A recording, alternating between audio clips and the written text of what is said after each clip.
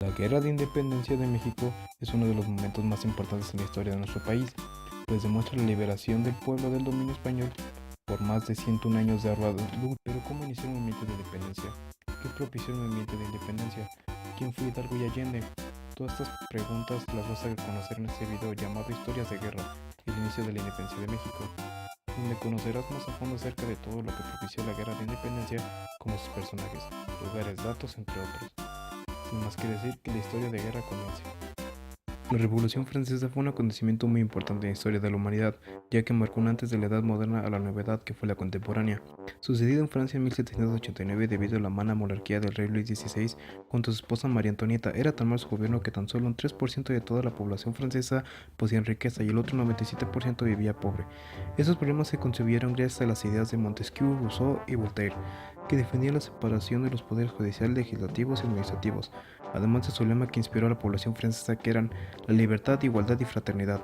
La Revolución Francesa inició con la toma de la Bastilla, una prisión en Francia que permitió quitar el medio a la gente de ser encarcelada para seguir luchando. También la guillotina fue muy crucial en esta revolución, ya que acabó con la vida de mucha gente, e incluso del monarca Luis XVI y María Antonieta.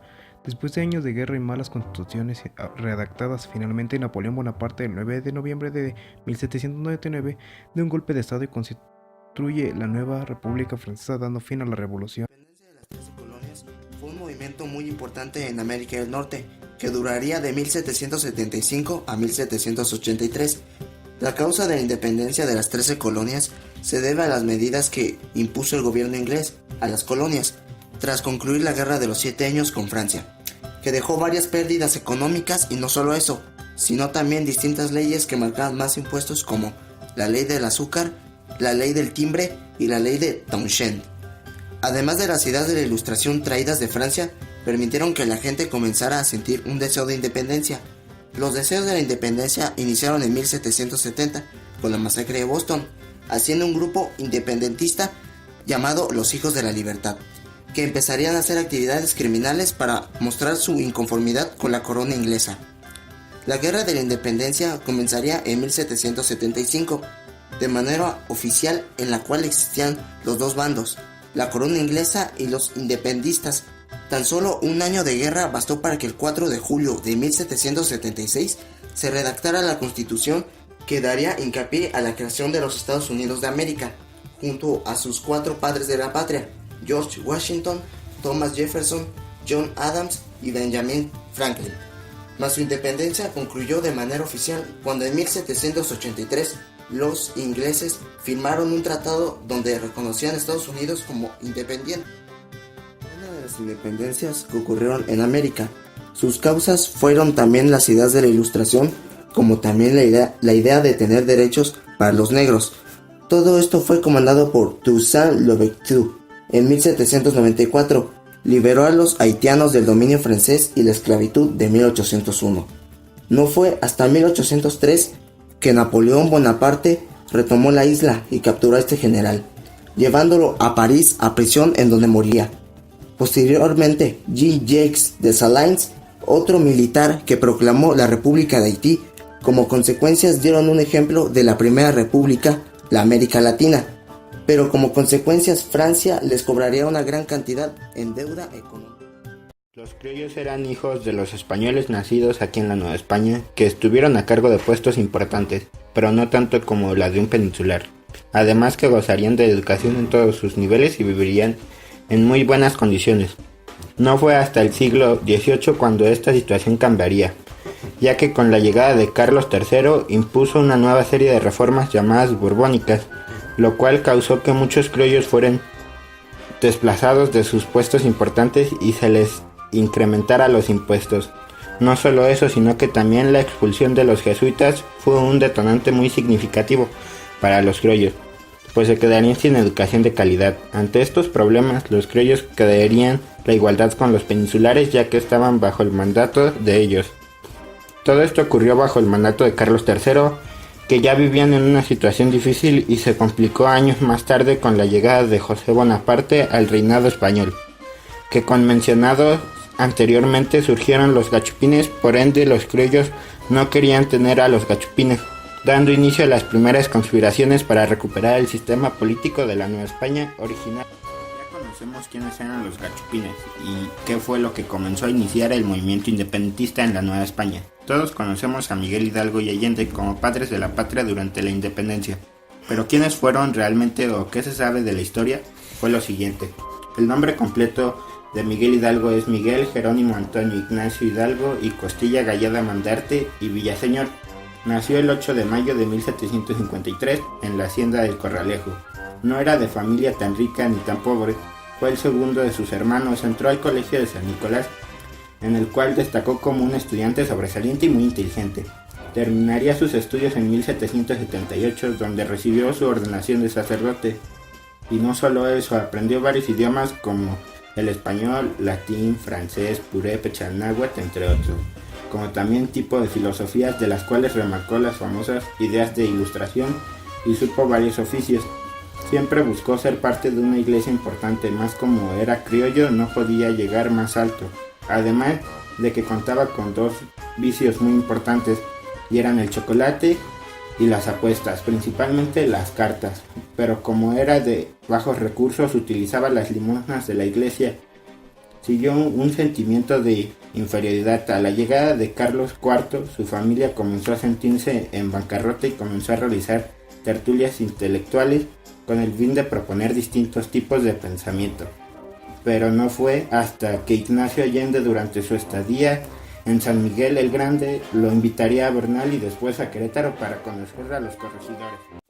Ignacio Allende fue un oficial, nacido en México, con mucha educación y fue muy buen militar, que principalmente estaba en el bando realista en un inicio, e incluso comenzó con la desmantelación en Valladolid en 1809, pero tras distintos problemas con la corona, decidió cambiarse de bando a los insurgentes junto a los corregidores de Querétaro, donde comenzaron a planear una idea de cómo sería la independencia, y tenía prácticamente todo a su favor: 3 generales, Ignacio Allende, Juan Aldaba y Mario Abasolo, junto al apoyo de los corregidores Miguel Domínguez y su esposa Josefa Ortiz, donde compartieron mucha intimidad por querer ser libres, y de hecho hay historias donde dice que tuvieron un hijo.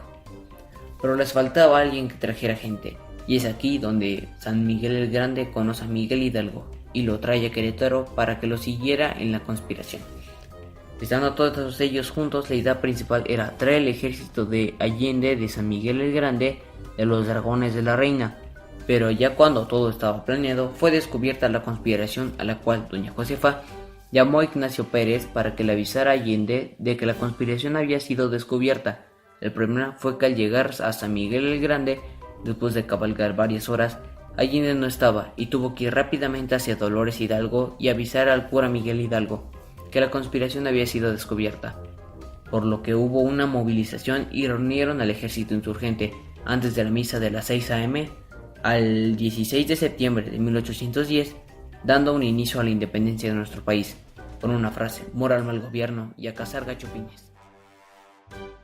Después de la conquista de América, España estaba en una riqueza absoluta, mas poco a poco comenzaría una decadencia política, ya que después del fallecimiento de Isabel de Aragón, su hija Juana la Loca se casa con Fernando el Hermoso, de quien tiene un hijo llamado Carlos I. El problema de esto fue que al morir sus abuelos se volvió quinto del imperio austrohúngaro. Con tantas responsabilidades de 2 reinos, los Borbones, una familia francesa, quieren el dominio de la riqueza de España, y lo lograron después de que José IV falleciera sin tener hijos, causando una desestabilización política, entrando José I de España y V de Francia.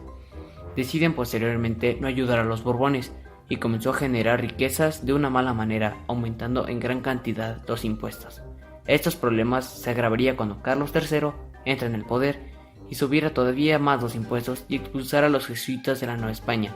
No conformes con esto, en 1804 Napoleón Bonaparte captura a Carlos IV y a Fernando VII, quienes dejarían su trono a España, y en su lugar pondría a su hermano José Bonaparte, dando origen a un nuevo tipo de español que causaría posteriormente la independencia de México, y ellos fueron los gachupines, españoles afrancesados. El 16 de septiembre de 1810, el grito de Dolores daría inicio a la independencia de México.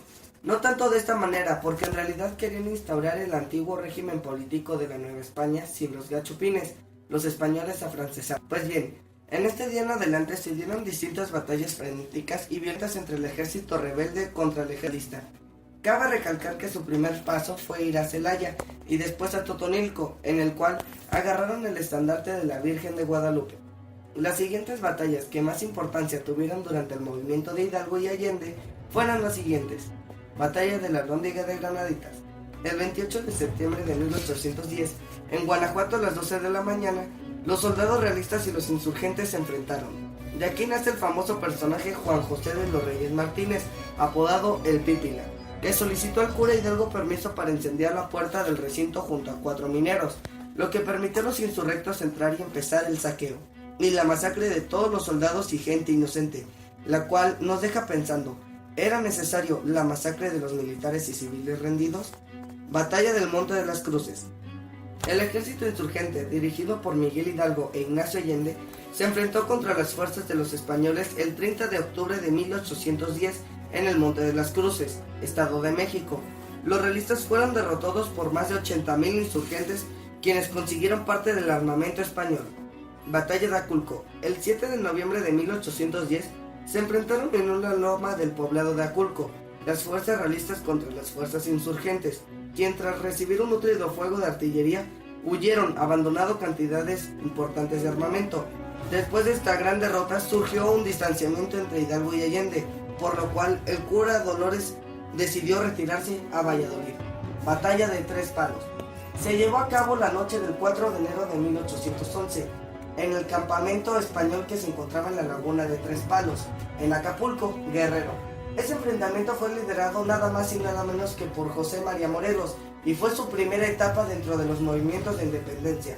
Las fuerzas insurgentes resultaron ganadores. Tras varias batallas, el ejército insurgente de Hidalgo y Allende se enfrentarían al ejército de un general bastante bueno, Félix María Calleja, que terminaría destrozando al ejército insurgente en su última batalla decisiva en el Puente de Calderón. La batalla del Puente de Calderón en Jalisco fue el escenario donde se enfrentaron cerca de 100,000 insurgentes comandados por Hidalgo, Allende, Aldama y Abasolo, y 6,000 realistas dirigidos por Félix María Calleja el 17 de enero de 1811. Tras la derrota de los insurgentes, el 21 de marzo de Miguel Hidalgo, Ignacio Allende, su hijo Indalecio, Juan Aldama y Mariano Jiménez descansaron en las noches para seguir su camino a la Alta California, con el fin de llegar a los Estados Unidos y recuperar armamento para seguir con la guerra. Pero no contaron que Ignacio Elizondo, general realista, los aprendería. Incluso Elizondo asesinó al hijo de Allende. Elizondo fue ascendido a coronel y fueron enjuiciados todos los líderes del movimiento. Todos fueron trasladados a Chihuahua, la capital de una de las intendencias más cercanas del lugar. Allende, Aldama y Jiménez se les acusó de alta traición y se les condenó a muerte en mayo del mismo año, pero su fusilamiento sería hasta el 26 de junio de 1811, los cuales fueron ejecutados en la plazuela de Chihuahua, recibieron disparos en la espalda y posteriormente fueron decapitados y sus cabezas exhibidas en jaulas en la Lóndiga de Granaditas. Al estar en juicio, Mariano Abasolo mencionó información de insurgentes que permitieron redadas a ciertos lugares de la Nueva España para contrarrestar el movimiento. Mientras que los demás fueron condenados a muerte, a Abasolo se les condenó a cadena perpetua, donde moriría en una prisión. Mientras tanto, para Hidalgo, después de la ejecución de sus compatriotas, un obispo de Durango procedió a degradarlo para que pudieran sentenciarlo a muerte. En su juicio, Ángel Abella lo sentenció a muerte por delitos de alta traición, crímenes y asesinatos, sedición, conspiración, y hasta lo obligaron a firmar una retractación por sus crímenes cometidos contra el rey y contra Dios. Ante su ejecución, Miguel Hidalgo pidió una última media taza de chocolate, para sentir algo bueno antes de morir. También sus últimas palabras que le dijo a Melchor Guasepe, un teniente que estaba en ese lugar durante el encarcelamiento, le dijo lo siguiente un día antes de su fusilamiento, y fueron lo siguiente: no me tengas lástima, sé que es mi último día, mi última comida, y por eso tengo que disfrutarla. Mañana ya no estaré aquí, creo que eso es lo mejor, ya estoy viejo, y pronto mis achaques se van a comenzar a manifestar. Prefiero morir, así que en una cama de hospital. El 30 de julio de 1811, en el patio de una antigua escuela de jesuitas en Chihuahua, sería fusilado. Antes de morir, pidió que no le vendaran los ojos, no le dispararan por la espalda y que le dieran en su mano derecha donde estaba su corazón. Cerró los ojos y falleció. Fue decapitado, su cadáver, el cual Su cabeza quedó en la lóndiga de Granaditas como un recordatorio de qué pasaba si se rebelaba contra la corona española, dando fin a la primera etapa de la independencia.